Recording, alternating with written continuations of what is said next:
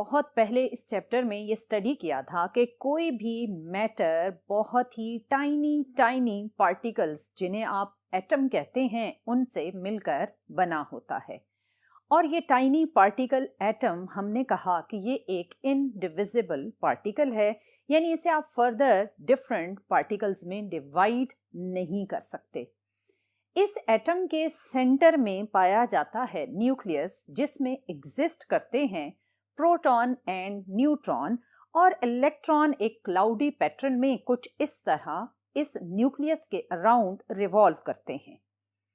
इन proton और neutron की arrangement से हम बहुत सारे एटम्स को अब जानते हैं, जिनमें से कुछ हैं hydrogen, helium, lithium, beryllium, boron, carbon, nitrogen and so on. इसका मतलब ये है कि डिफरेंट या मोर एंड मोर प्रोटॉन और न्यूट्रॉन को यूज करते हुए हमने बहुत सारे डिफरेंट न्यू एलिमेंट्स को ऑब्जर्व किया, और हम ये कह सकते थे कि इस यूनिवर्स को हम कंस्ट्रक्ट कर सकते हैं by using proton and neutron.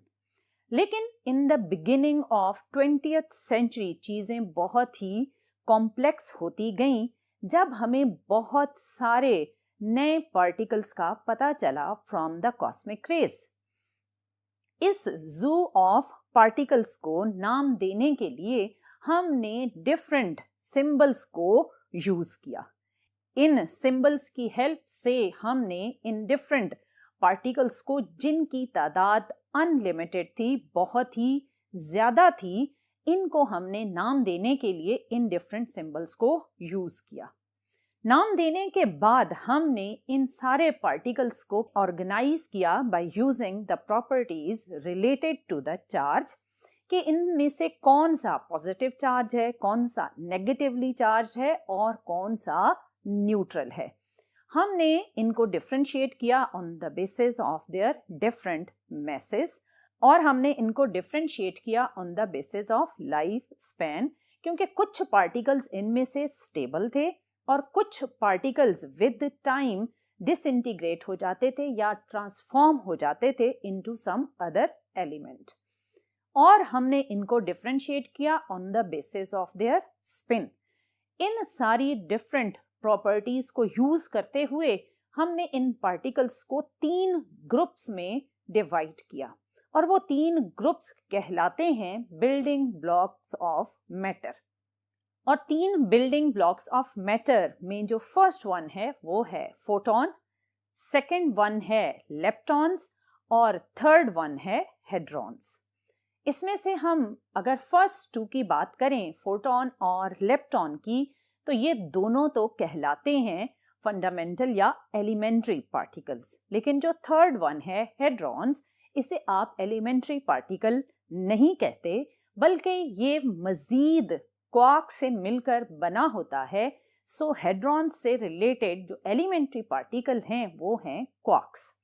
सो इसमें से जो फर्स्ट वन है फोटॉन, अगर हम फोटॉन की बात करें तो ये वो पार्टिकल्स हैं जिनका चार्ज 0 है, इनका मैस भी 0 है, लेकिन ये स्टेबल पार्टिकल हैं और ये फ्री स्पेस में जब मूव करते हैं तो इनकी स्पीड होती है स्पीड ऑफ लाइट के इक्वल, और उसकी ये वैल्यू होती है। ये पार्टिकल सिर्फ और सिर्फ मूविंग स्टेट में एग्जिस्ट करते हैं और ये कंस्टिट्यूट करते हैं इलेक्ट्रोमैग्नेटिक वेव को।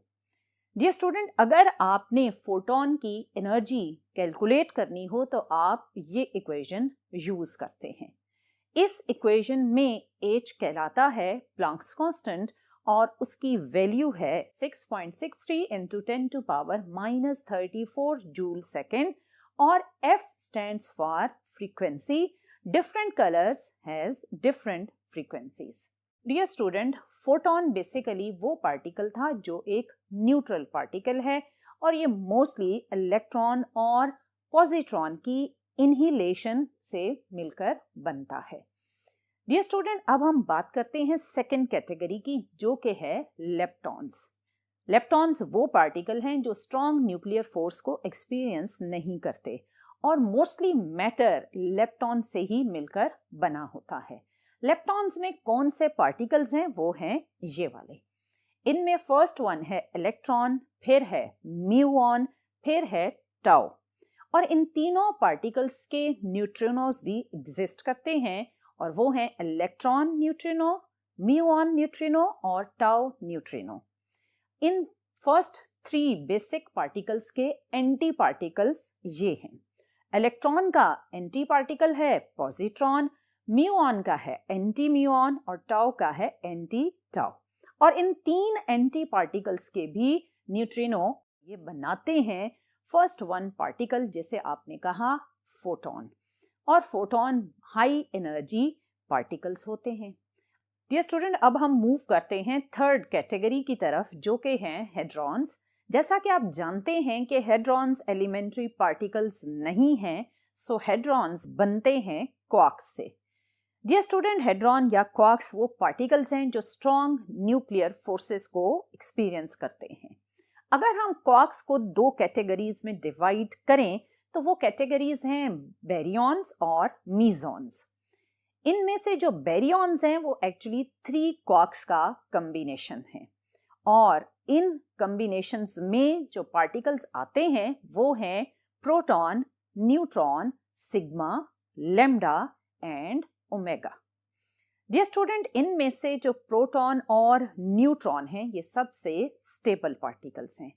बेरियॉन्स पार्टिकल्स की लॉन्गर लाइफ टाइम होती है और अगर आपसे ये पूछा जाए कि ये बेरियॉन्स ज़्यादा कहाँ पाए जाते हैं तो आपका आंसर होगा कि बेरियॉन्स की जो 10% कंसंट्रेशन है वो गैलेक्सीज में पाई जाती है और 50 to 60% कंसंट्रेशन एग्जिस्ट करती है clouds of gases in between the galaxies. Dear student, ये तो थे baryons जिनमें आपने पढ़ा के 3 quarks particles हैं। दूसरी जो इसमें कैटेगरी है quarks की वो है mesons. Mesons, dear students, 2 quarks का combination होता है और इसमें बहुत कम ही particles हैं जिनमें से ज़्यादातर pions और epsilon यूज होते हैं। ये दोनों particles इतने ज़्यादा लॉन्गर लाइफ टाइम के नहीं होते, ये दोनों पार्टिकल्स शॉर्ट लाइफ टाइम के होते हैं। डियर स्टूडेंट, ये तो था कि क्वार्क्स की 2 जो कैटेगरीज हैं वो कौन सी हैं। अगर हम क्वार्क्स को ही डिटेल में डिस्कस करें तो जो मोस्ट फेमस क्वार्क्स हैं वो हैं ये वाले 6 quarks, up and down, charm and strange, top and bottom. इनमें से जो फर्स्ट 3 हैं अप, चार्म एंड टॉप, इन पर चार्ज होता है +2/3 और जो सेकेंड वन है 3, डाउन, स्ट्रेंज एंड बॉटम, इन पर चार्ज होता है -1/3। इनमें से अप एंड डाउन सबसे स्टेबल क्वार्क्स हैं और ज्यादातर जो मैटर है वो अप एंड डाउन के ही कॉम्बिनेशन से बनता है। आपको मैंने बताया कि बेरियॉन्स जो हेड्रॉन के आगे क्वार्क्स और क्वार्क्स की फर्दर जो टाइप है बेरियॉन, वो प्रोटॉन और न्यूट्रॉन को कंस्टिट्यूट करती है। सो अगर आप प्रोटॉन की बात करें तो प्रोटॉन 2 अप और 1 डाउन का कॉम्बिनेशन होता है। मोस्टली स्टूडेंट्स को यही बताया जाता है कि प्रोटॉन में 2 अप और 1 डाउन क्वार्क है। बेसिकली ये बात ठीक नहीं है क्योंकि प्रोटॉन मल्टीपल क्वार्क्स का कॉम्बिनेशन होता है और वो क्वार्क्स कुछ इस तरह से कंबाइंड होते हैं कि अगर चार्म क्वार्क एग्जिस्ट कर रहा है तो उसका एंटी चार्म भी होगा और अगर स्ट्रेंज है तो एंटी स्ट्रेंज भी होगा, टॉप है तो एंटी टॉप, बॉटम है तो एंटी बॉटम, जिसकी वजह से ये सब इलेक्ट्रिकली न्यूट्रल हो जाते हैं। लेकिन इन सारे क्वार्क्स के कॉम्बिनेशन में प्रोटॉन के अंदर 2 अप क्वार्क्स ऐसे होते हैं जिनको उनका एंटी क्वार्क अवेलेबल नहीं होता और एक डाउन क्वार्क ऐसा होता है जिसको उसका एंटी डाउन क्वार्क अवेलेबल नहीं होता। इसलिए ये तीनों जो क्वार्क्स हैं 2 अप और 1 डाउन, ये कहलाते हैं valence quark in proton. So proton basically 2 up and 1 down valence quark का कॉम्बिनेशन होता है। इसी तरह अगर आप न्यूट्रॉन की बात करें तो न्यूट्रॉन 2 डाउन और 1 अप का कॉम्बिनेशन है।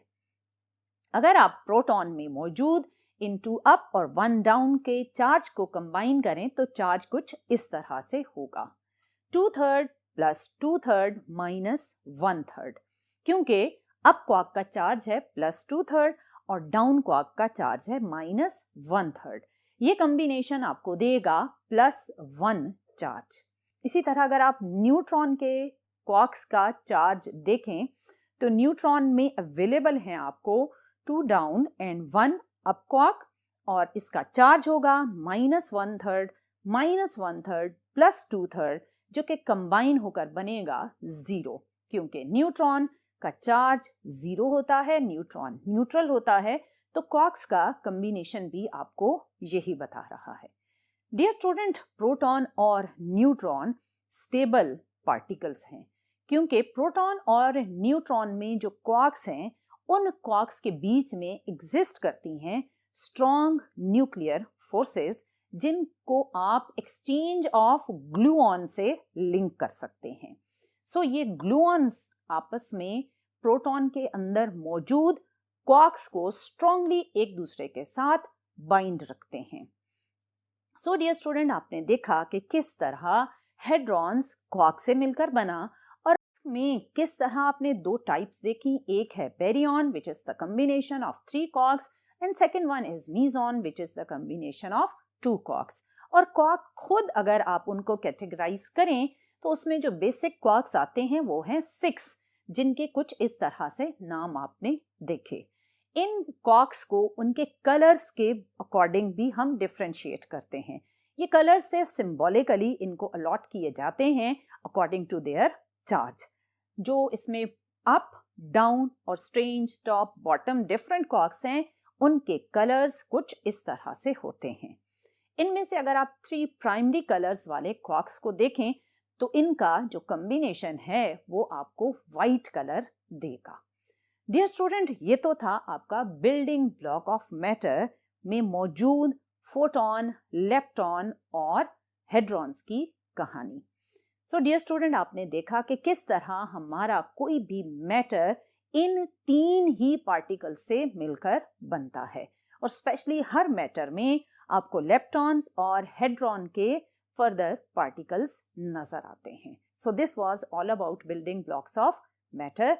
यहाँ पर आपका ये चैप्टर नंबर 21 खत्म होता है।